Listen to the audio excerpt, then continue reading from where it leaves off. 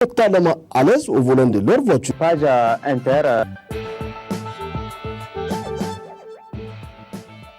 Cette grande édition d'information. Monsieur, dame, bonsoir. Merci d'avoir choisi la télévision Dunia pour vous informer. C'est une circulation fluide et des conducteurs totalement à l'aise au volant de leur voiture. Page Inter de cette édition. Voilà Hugo Chavez quand il s'agit de parler en public. Ces déclarations ont fait le tour du monde. Voilà, ici se referme ce journal.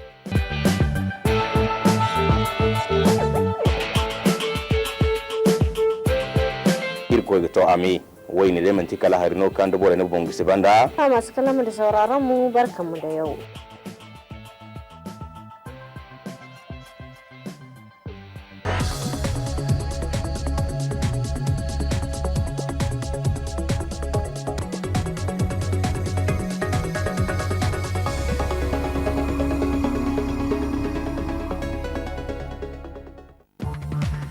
À l'Assemblée nationale, les travaux ont repris ce matin malgré l'arrêt de la Cour constitutionnelle.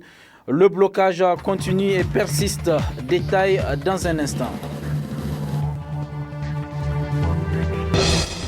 Lancement officiel hier à l'aéroport international Diori Hamani de Niamey, couplé à l'inauguration du tout nouveau bureau de la compagnie Niger Airlines à Agadez.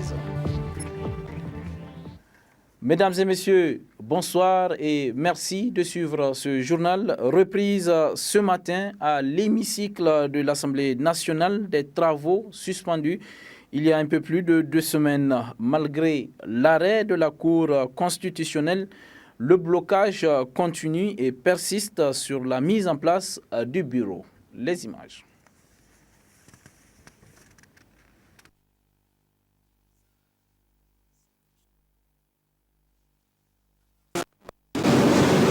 Considérant que par requête.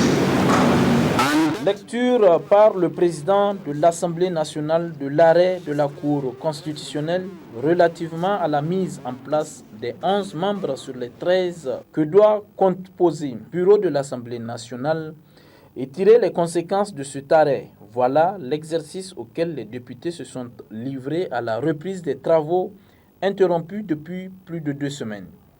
Un arrêt qui satisfait l'opposition, a indiqué le président du groupe parlementaire ARN, qui a évoqué le problème de la sécurité du président de l'Assemblée nationale et au-delà de l'institution elle-même. Les députés de la majorité parlementaire, par la voix de Daouda Marti, se réservent tout commentaire de l'arrêt de la Cour et demandent au président de l'Assemblée nationale de poursuivre le processus de la mise en place du bureau.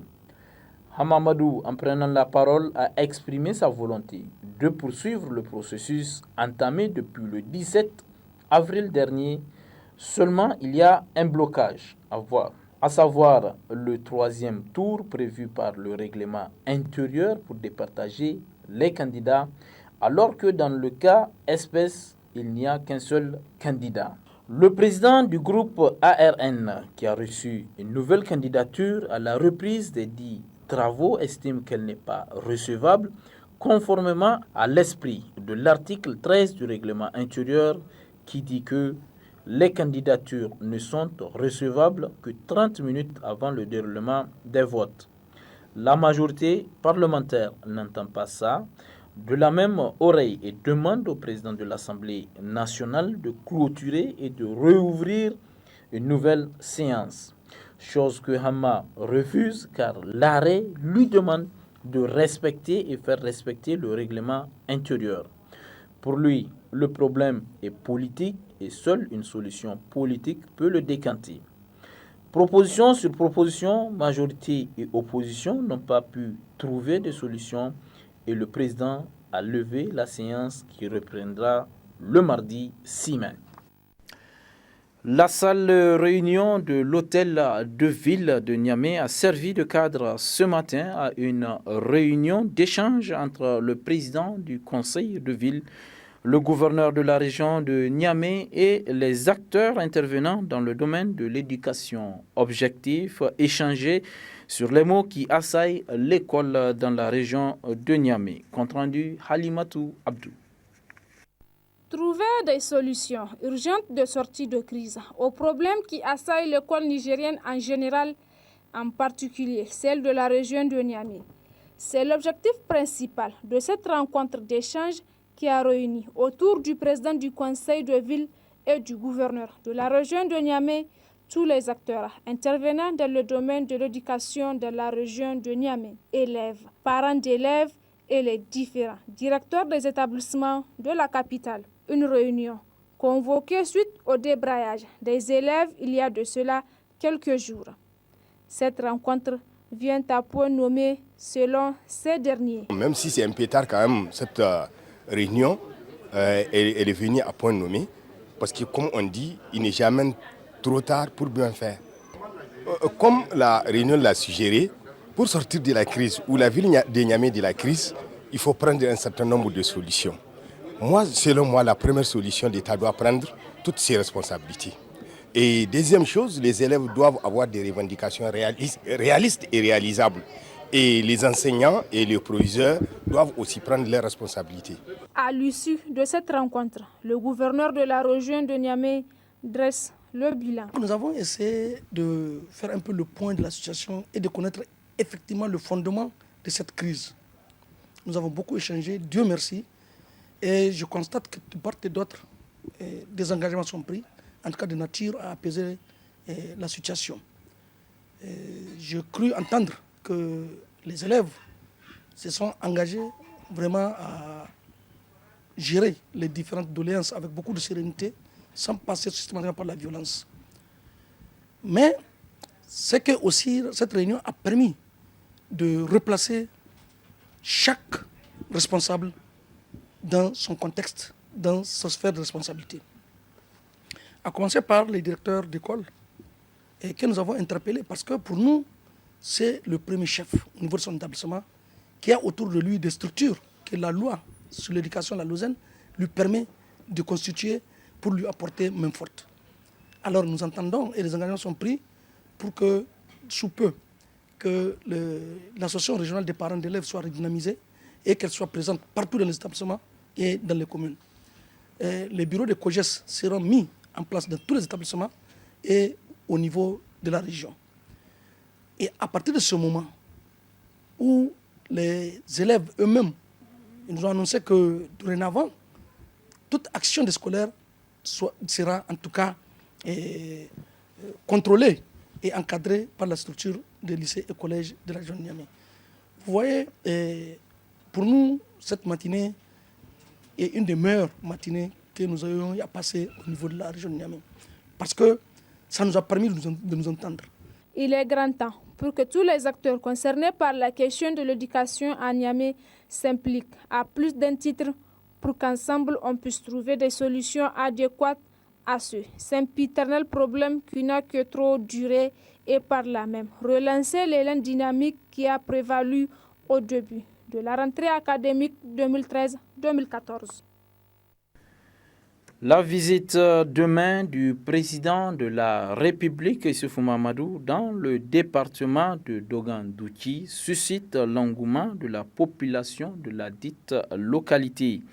Les préparatifs vont bon train. Les autorités administratives et la population de l'Arewa s'activent pour réserver un accueil chaleureux au président de la République. Voici les avis de certains citoyens recueillis par Aoussi Abdraman et Seini Yaye.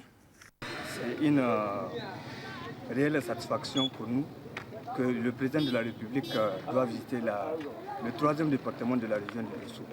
Donc vraiment, nous sommes très émus, contents de cet acte et parce que nous avons montré au président de la République que le département de Douti est à 95% donc, des gens qui aiment les objectifs ou bien le programme de la renaissance du président de la République. Et à ce titre, nous le souhaitons la bienvenue dans la capitale, la légendaire donc Arewa, et que nous souhaitons que la population lui réserve un accueil chaleureux et au moins qu'il se sent à la maison donc, dans cette ville-là de l'Arewa.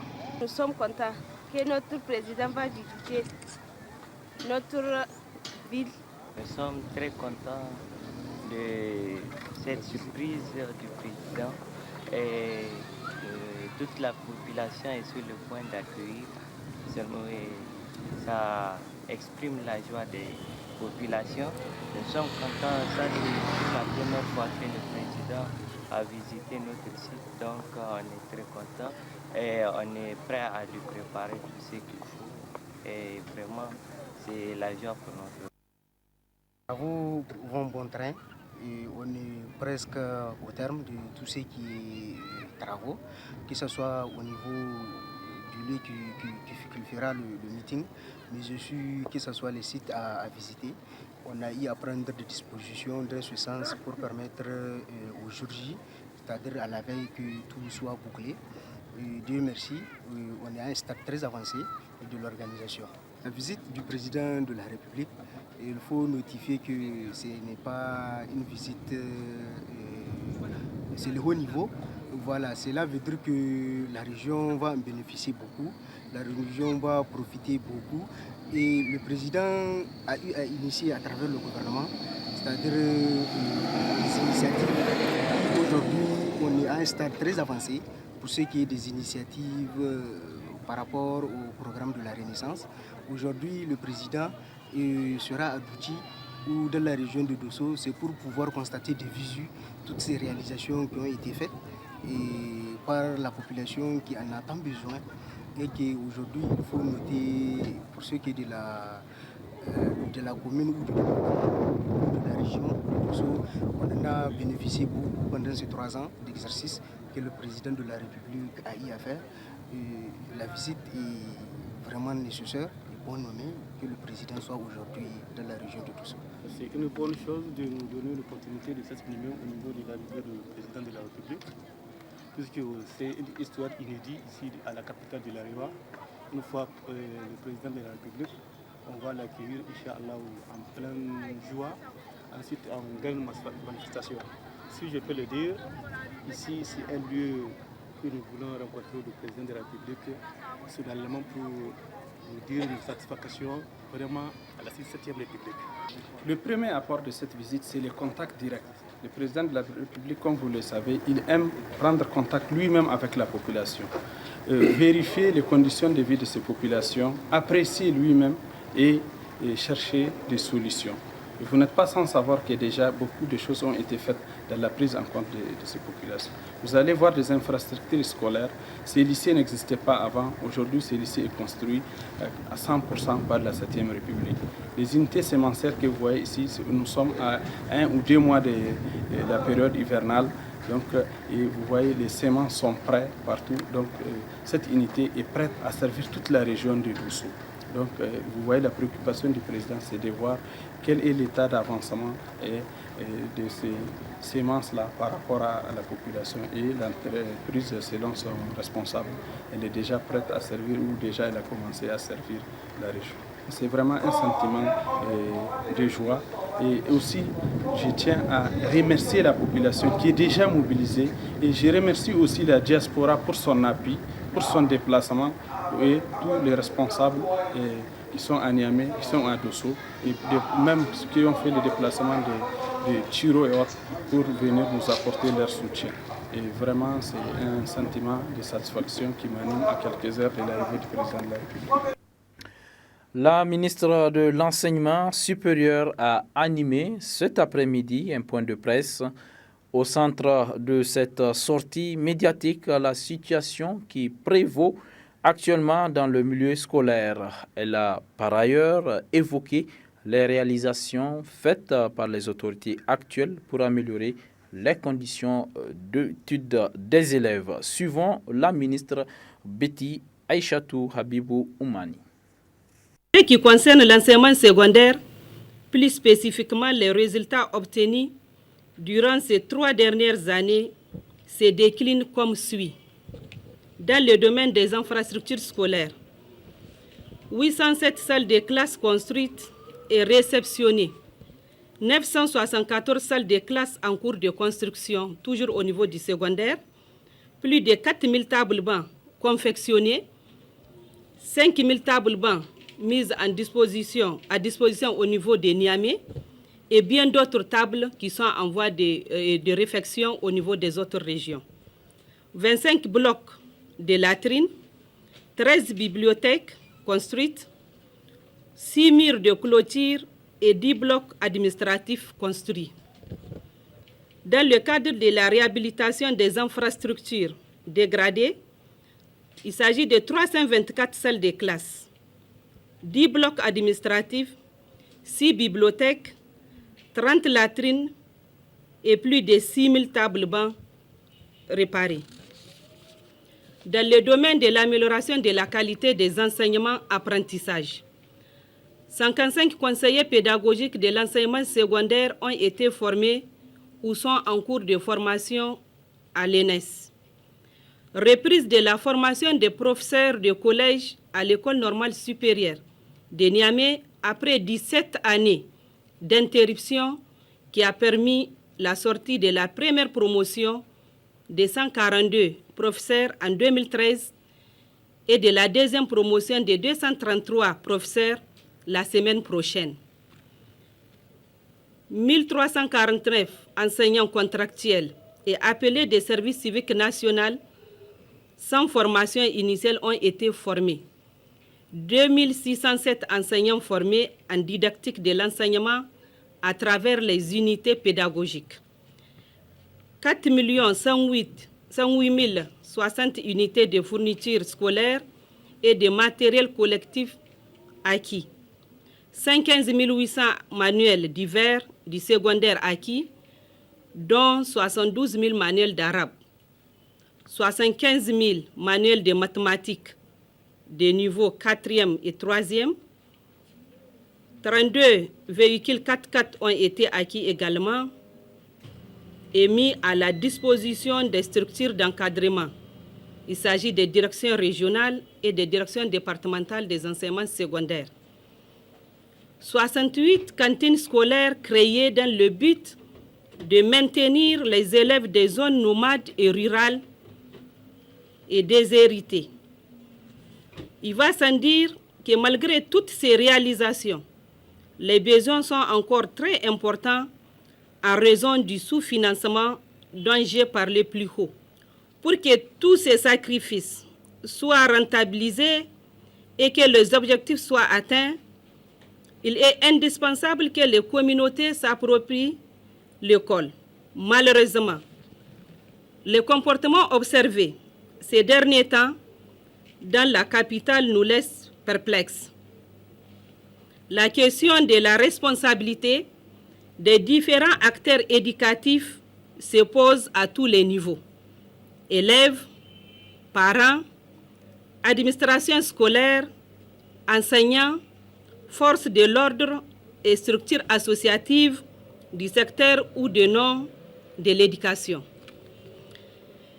C'est pour cela que je vais terminer mon propos liminaire avec un appel aux élèves de la région de Niamey et à leurs parents pour que la sérénité revienne à l'école.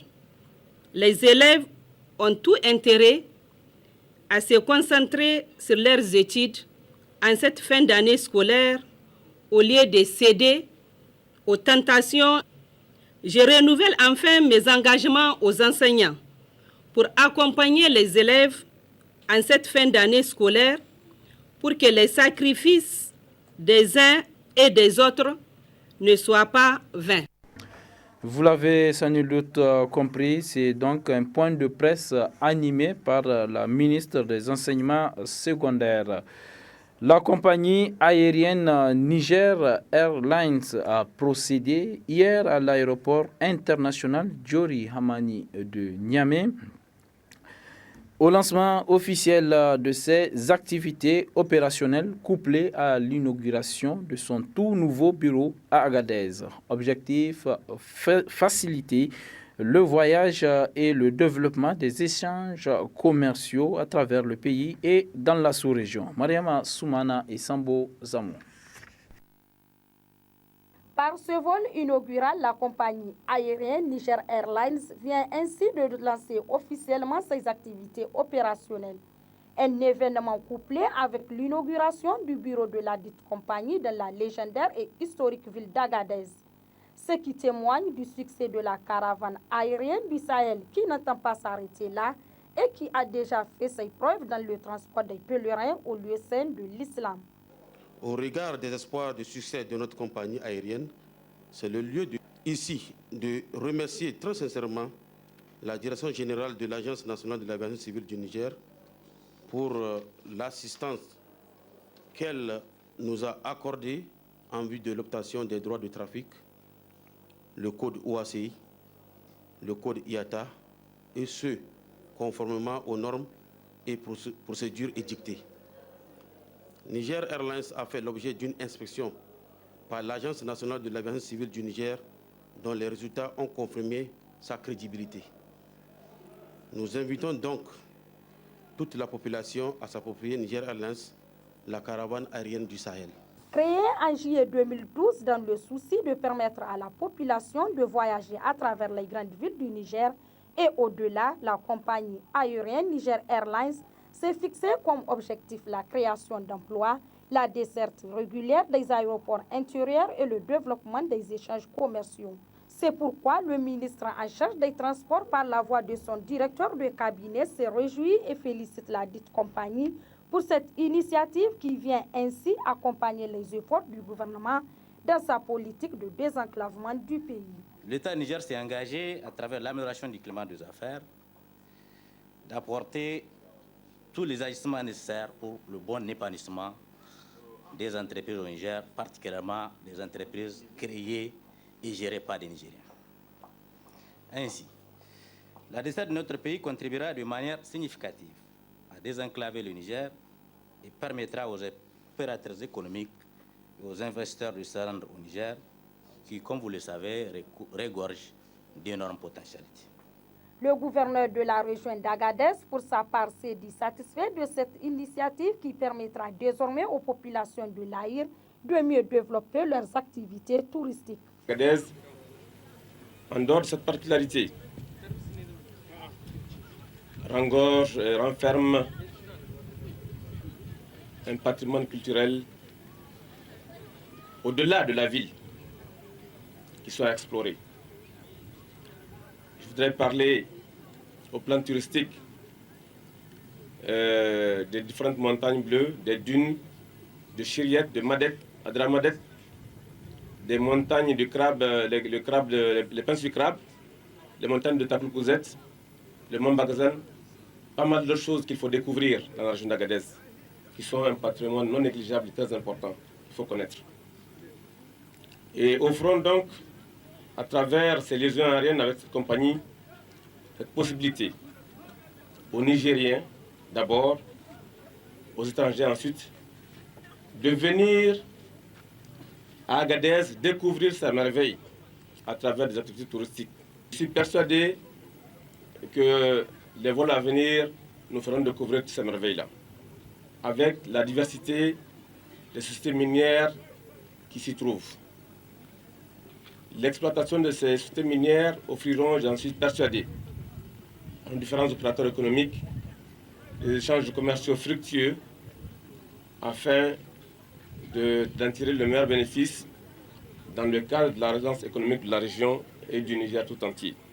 Dotée d'un personnel jeune, dynamique, accueillant et engagé, la compagnie Niger Airlines compte desservir plusieurs villes de la sous-région, dont Cotonou, Lomé, Accra, Ouagadougou, Abidjan, Lagos, Bamako et Dakar, mais aussi vers les grandes villes de l'Afrique centrale, comme pour dire que la crédibilité de la caravane aérienne du Sahel se confirme.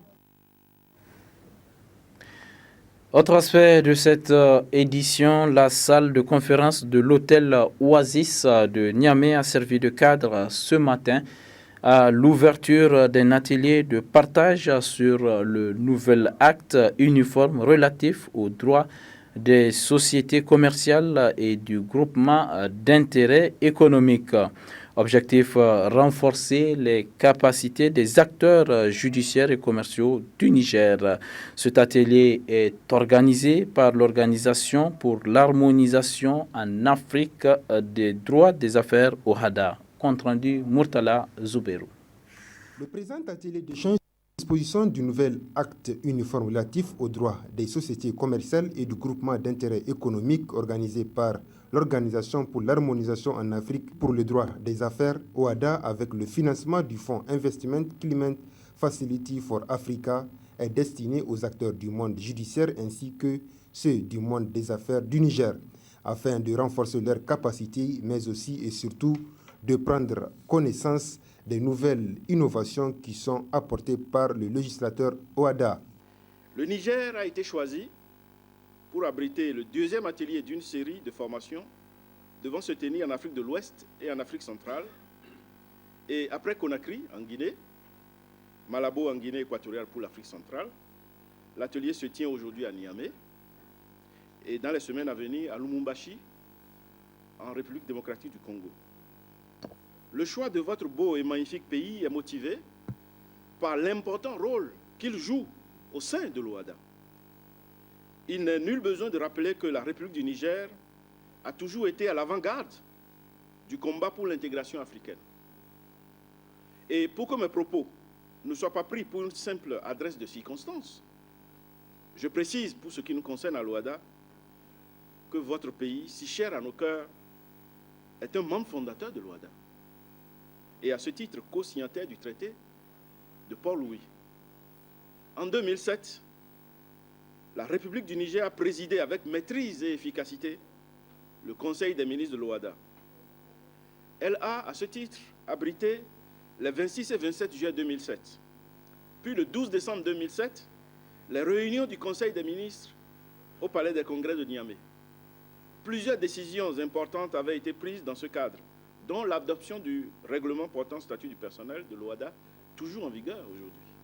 Dans son discours d'ouverture, le ministre de la Justice, garde des Sceaux, après avoir souhaité la chaleureuse bienvenue au secrétaire permanent de l'OHADA ainsi que sa délégation qui l'accompagne, a par la suite salué les immenses efforts des institutions de l'OHADA dans le cadre de la promotion du droit OHADA dans les États partis et dans le reste du monde, avant de revenir sur les innovations. Ces innovations que j'évoquais tantôt sont l'aboutissement d'un long processus de révision de cet acte uniforme. En effet, de nombreuses réunions du comité des experts se sont tenues successivement à cet effet à Praia en octobre 2011, à Douala en mars 2012, à Brazzaville en juillet 2012 et à Cotonou en décembre 2012. 2 jours durant, les participants à cet atelier vont échanger sur les nouvelles innovations de l'OHADA afin d'harmoniser davantage le droit des affaires en Afrique. Le directeur de publication du journal Jeunesse Info a initié une série de remises de trophées à des personnalités qui se sont impliquées dans la mise en œuvre du programme de la Renaissance du président de la République. Compte rendu Himasebou Ibrahim Idi. Initiée par le journal Jeunesse Info, cette cérémonie de remise des trophées vise à récompenser les personnalités qui se sont pleinement impliquées dans le programme de la Renaissance du président de la République.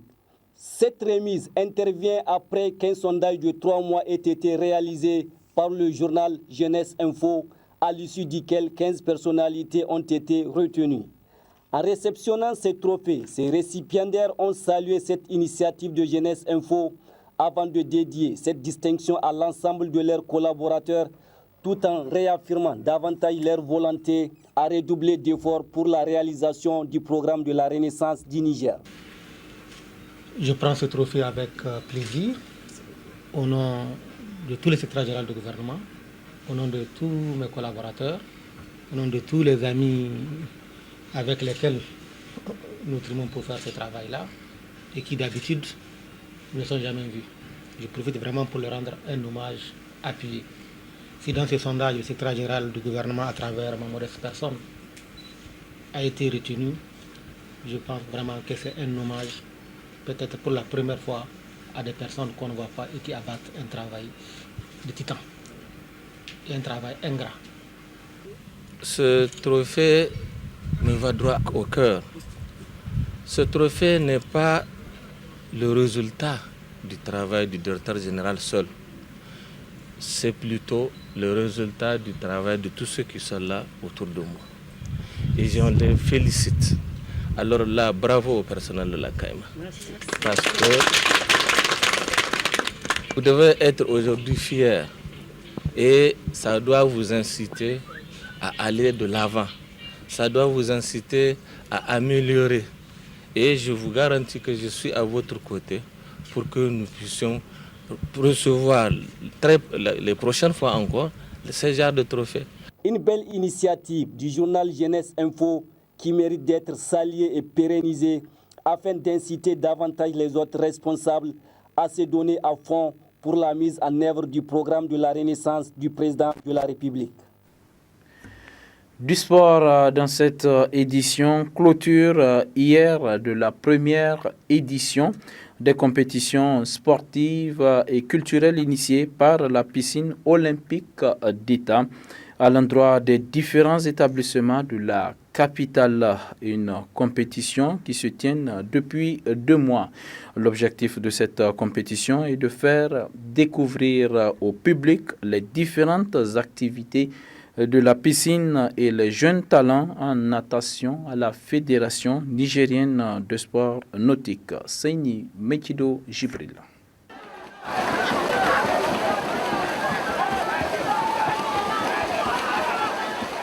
Ces différentes activités constituent le point de chute de la première édition des compétitions sportives et culturelles initiées il y a de cela 2 mois par la piscine olympique d'État à l'endroit des différents établissements de la capitale. À travers cette édition, la piscine olympique d'État vise à faire découvrir au public de Niamey les différentes activités de la piscine et surtout d'amener les scolaires à s'intéresser à la natation. Nous avons eu comme objectif la possibilité d'amener tous les Nigériens vers la natation. Aussi, faire découvrir les activités de la piscine à l'ensemble des Nigériens. Mais aussi amener l'ensemble des scolaires que nous avons souvent approchés parce que ces élèves allaient vers d'autres plages telles que le fleuve qui n'a aucun encadrement. Et nous avons voulu les amener, les cadrer vers la piscine. La piscine doit appuyer la fédération pour découvrir des nageurs, pour les encadrer et pour défendre les échéances nationales et internationales. Natation, karaoké, poème, chorégraphie, karaté, taekwondo et défilé de mode. Telles sont les disciplines dans lesquelles les différents établissements de la capitale se sont engagés, donnant ainsi à la piscine olympique toutes ses lettres de noblesse. Une initiative fortement saluée par les autorités en charge de la jeunesse et du sport. Nous encourageons le directeur et son staff. Et je l'ai dit, le ministère est venu pour encourager cette initiative, pour encourager le directeur, pour encourager les jeunes à s'abonner à la natation. Et parallèlement, nous avons vu qu'il y a eu la chorégraphie, il y a eu des poèmes. C'est vraiment des initiatives louables. La piscine renoue avec l'engouement d'antan qu'on connaissait par rapport à la natation, mais également créer autour de la piscine une ambiance culturelle qui permet aux Nigériens de se retrouver dans son environnement culturel, à côté donc de son environnement sportif. Alors, je profite véritablement de cette dernière journée de la première édition pour féliciter sincèrement le directeur de la piscine. À l'issue de cette première édition en natation en 50 mètres crawl homme, la première place est remportée par Aimé Césaire et en dame par le CES Zama. Puis en 50 mètres brasse homme par le CES Rive Droite et en dame par l'établissement Flo Zarma. En karaté, la première place est remportée par le lycée municipal, en taekwondo par le CSP Koweït, en karaoké par l'établissement Rousseau, en chorégraphie par le CS Rive Droite, en poème par le CS Talladje et en défilé de mode par le lycée municipal. Le trophée de cette première édition est remporté par le CS Rive Droite pour avoir gagné plusieurs médailles. Des témoignages de satisfaction ont été aussi décernés aux différents arbitres de la compétition. Ensemble, c'est sur une note de bonne facture qu'a pris fin cette première édition des compétitions sportives et culturelles de la piscine olympique d'État. Sport, toujours le complexe scolaire privé Asifa, situé dans le quartier Niamey 2000, a initié dernièrement une série d'activités sportives et culturelles à Kanthiari au Burkina Faso. Une série d'activités qui entre dans le cadre de la formation des élèves et qui avait pris fin par un concours d'une reine de beauté. Le film de ce voyage avec Idi Mamassiraj.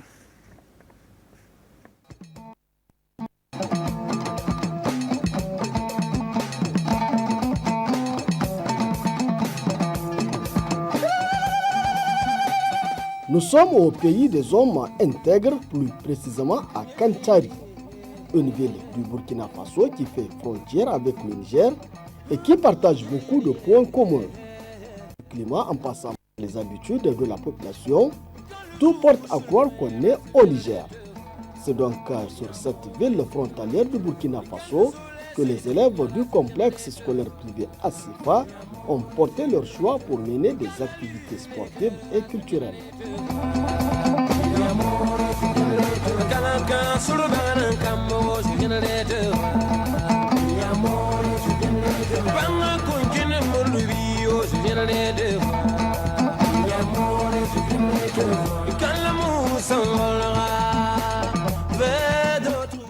Il était 6 heures, heure locale, quand le bus transportant les élèves du complexe Asifa arrive à destination.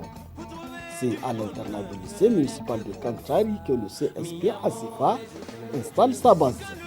Les athlètes profitent pour se reposer et reprendre des forces. Quand le soleil s'éteignera, quand la lune éclairera ce générateur,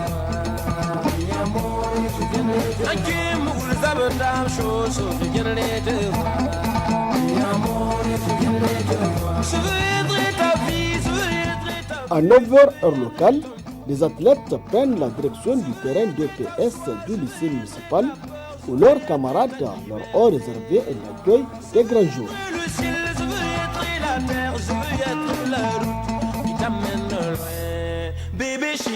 À 9h30 heure locale, les épreuves sportives commencent avec la vitesse.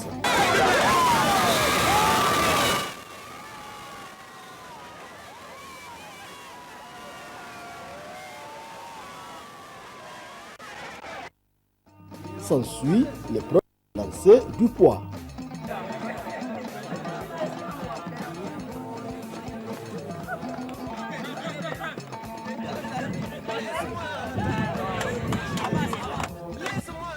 Puis, celle de l'endurance et du saut à longueur.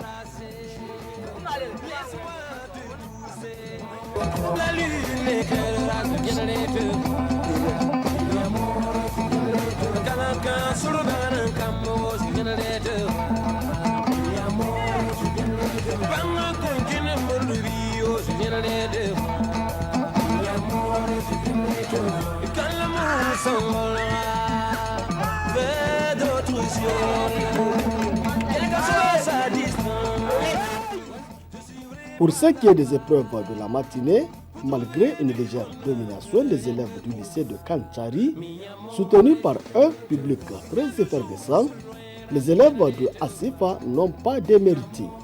Ils occupent une seconde place qui s'explique par la fatigue due au voyage. Quand la lune éclairera ce générateur,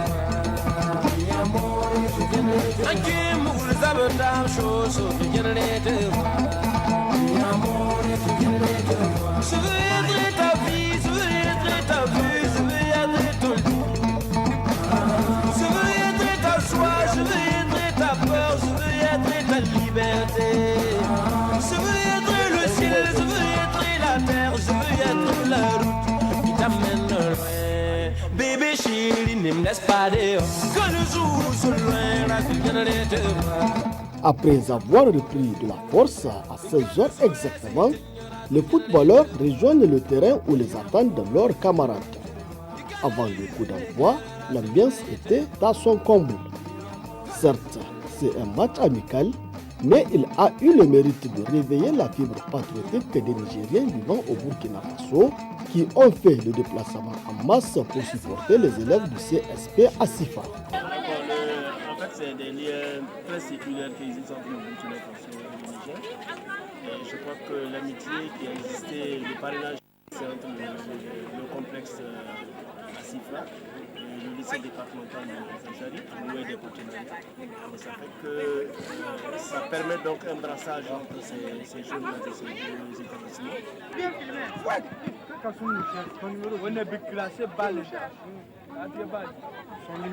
Au terme d'un match âprement disputé, les deux équipes se séparent sur un score nul de 1 but partout. Les encadreurs livrent leurs sentiments.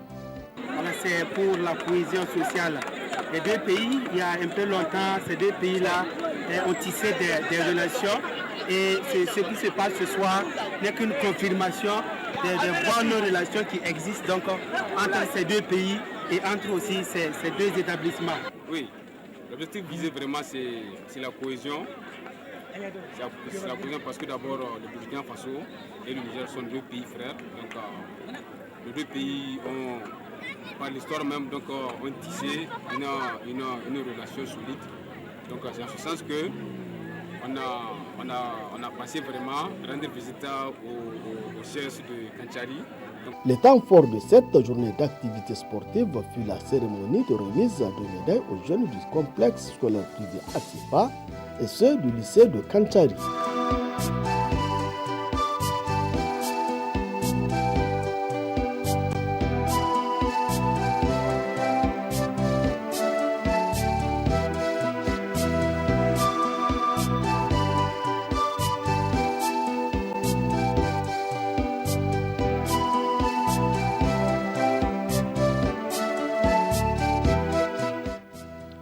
La fatigue du match s'en est-elle à peine allée que les élèves prennent la direction du centre de loisirs de Kanchari pour une grande soirée culturelle.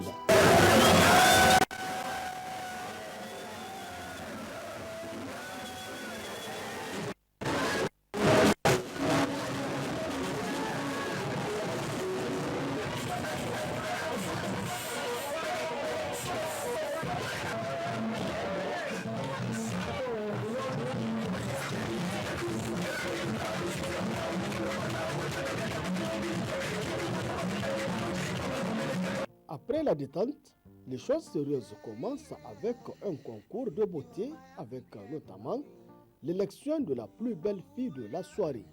Ooh, Lord, just like the sun, light up the earth, you light up my life. The only one I ever see with a smile so bright. And just yesterday, you came around my way. You changed my horse in way with your astonishing beauty. Oh, you couldn't make a brother sing. No ordinary thing, a supernatural being.